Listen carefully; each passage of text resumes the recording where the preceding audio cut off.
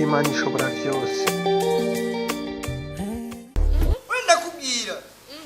Mwejeje? Urajeje? Seri urajeje? Ndahejeje. Ndahejeje. Uri sérieux? Bonjour, bienvenue à la 12e leçon sur le passé.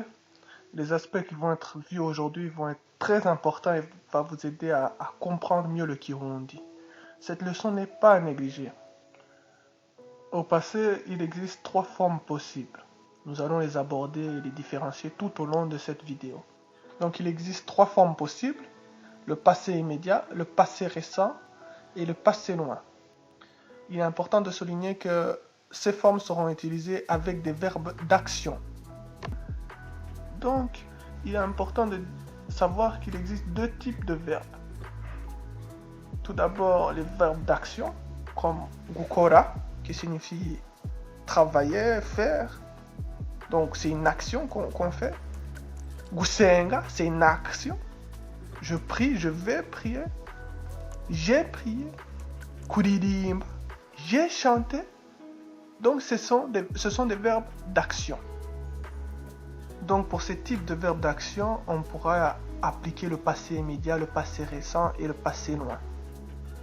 Le deuxième type de verbes sont les verbes d'état. Il existe donc d'état, c'est être, c'est comme kwambara, être habillé, ou komera, être solide, komera, être, se sentir. Donc, c'est vraiment l'état qu'on en est. Donc, il faut bien comprendre la différence entre les verbes d'action et les verbes d'état. Ces verbes d'état seront vus dans les cas spéciaux. Passons directement au passé immédiat. Donc le passé immédiat, ce sont pour des actions qui viennent juste de se terminer à l'instant, comme tu viens de travailler, tu viens juste de finir de travailler. Urakoze.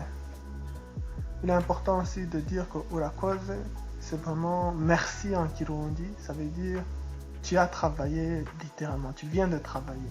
Donc ça veut dire le merci.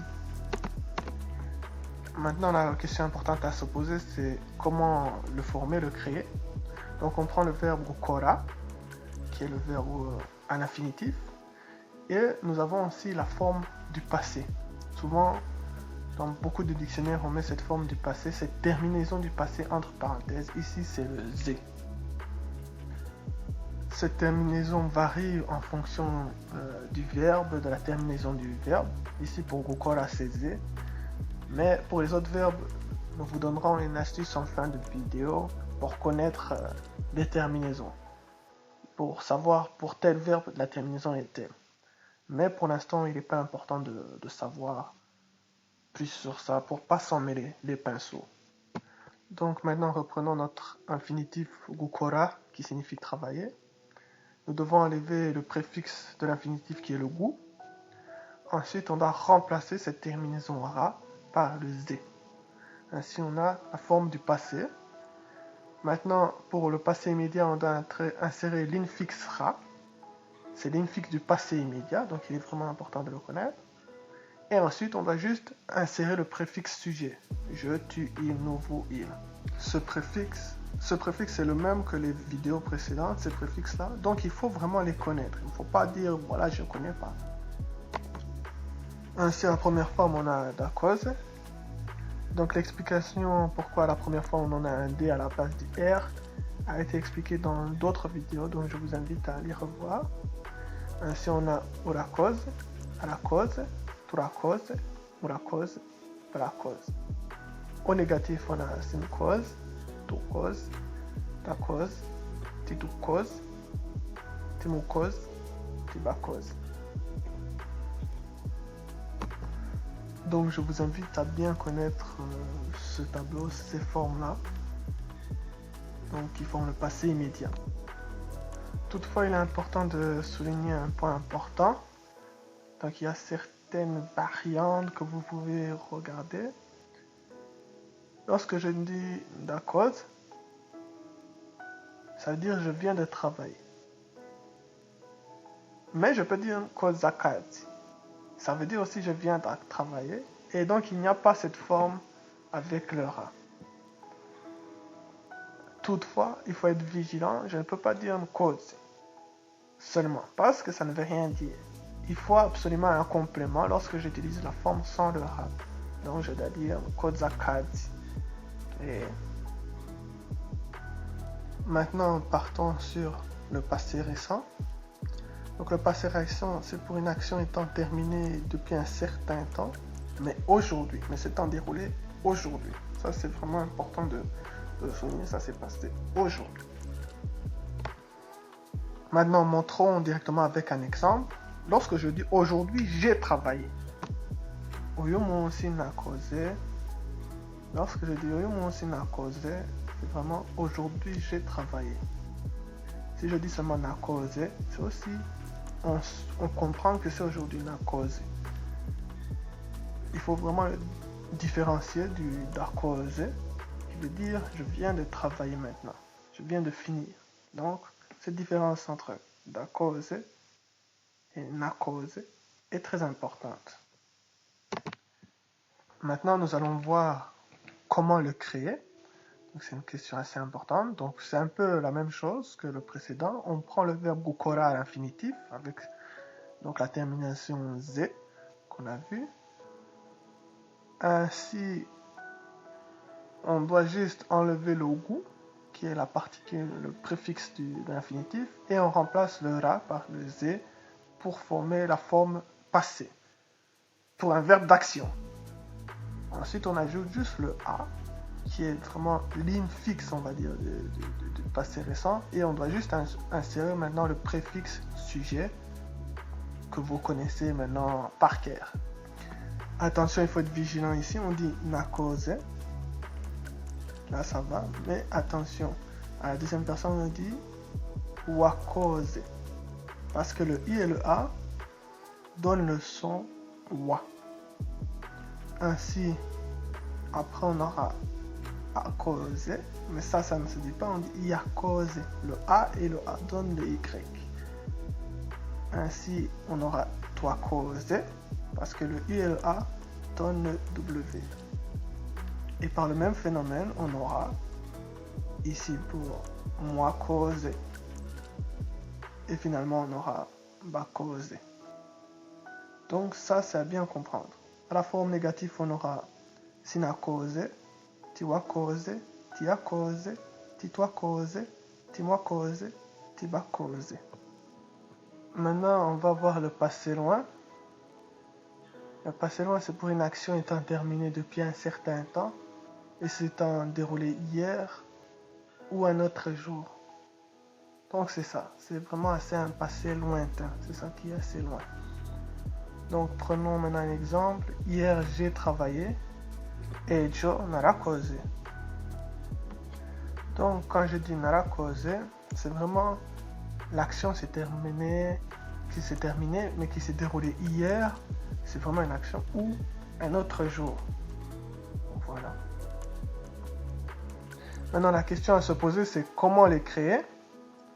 Tout simplement, on parle de l'infinitif gukora, avec bien sûr le z comme on a vu comme la terminaison du passé. Ensuite, à partir de ce verbe à l'infinitif gukora, on doit enlever le gu. Lorsqu'on a enlevé le gu, on peut remplacer le ra par le z. Ainsi, on a la forme du passé koze. Koze. Ensuite, on introduit le ara, ara koze. Ensuite, on doit juste introduire le préfixe sujet, le je, tu, il, nous, vous, il, que je répète, que vous connaissez très bien. En résumé, nous avons narakose, warakose, yarakose, torakose, warakose, barakose, sinakose, tiwakose, tiakose, titwakose, timwakose, tibakose. Donc, ce sont ces formes-là négatives. Et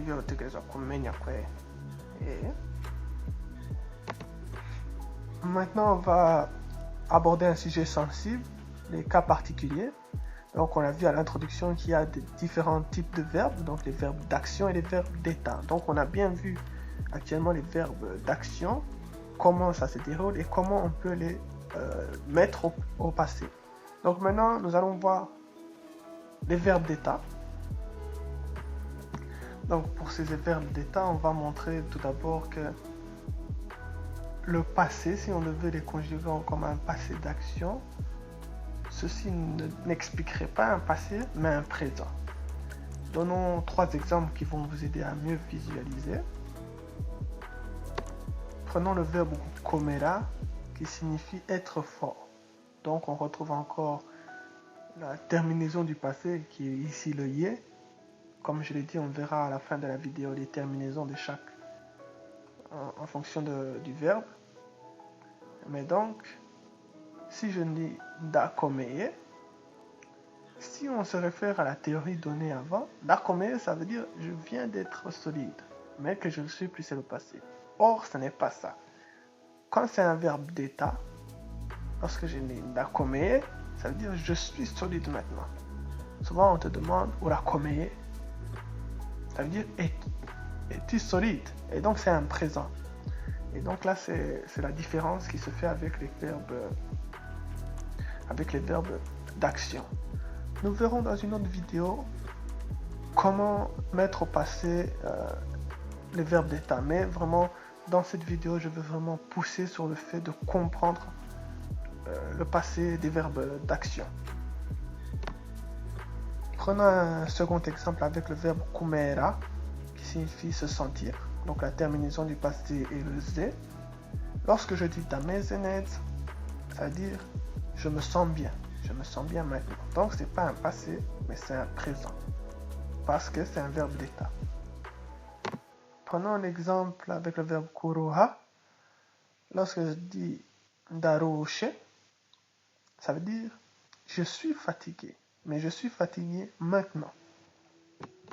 En conclusion, ce qu'il faut retenir, donc, c'est vraiment qu'il y a 3 formes possibles pour les verbes d'action.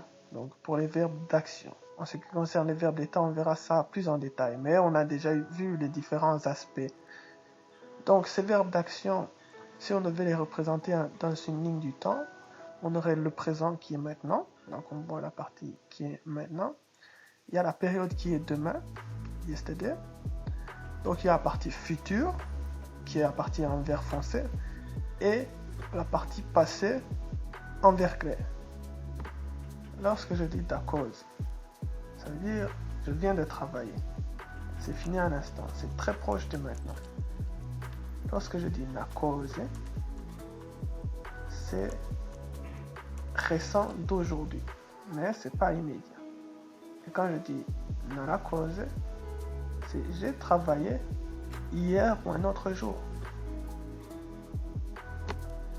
Voilà, donc cette ligne du temps est importante à visualiser.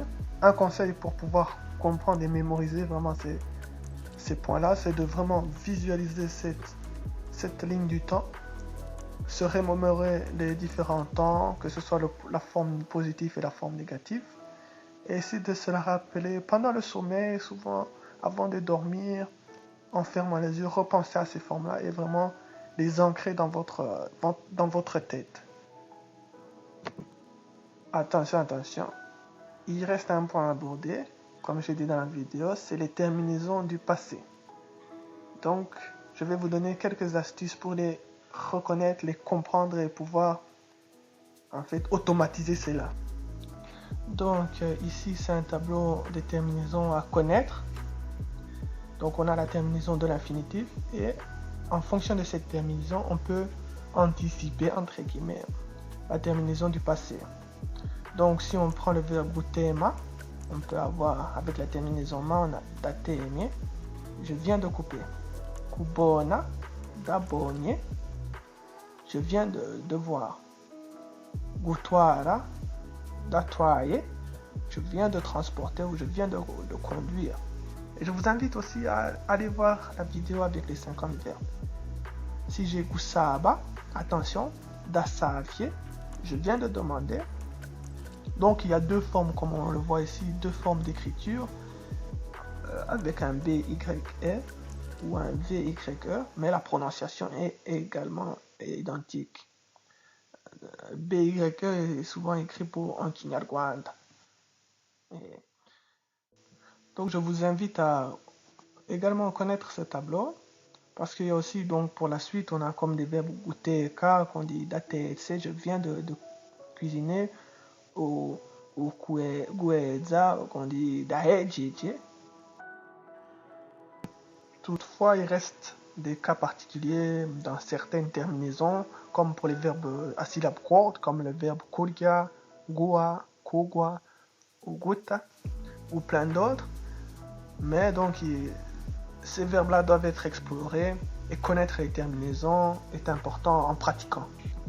Ainsi, personnellement, je vous invite à aller sur ce site web kinyarwanda.net où vous pourrez voir par exemple les verbes, voir la terminaison au passé et pouvoir pratiquer. Donc apprendre beaucoup de nouveaux verbes. En tout cas en Kinyarwanda, c'est un bon outil. Voilà, nous sommes arrivés à la fin de cette leçon. J'aime beaucoup dire en Swahili Raka Raka ina baraka.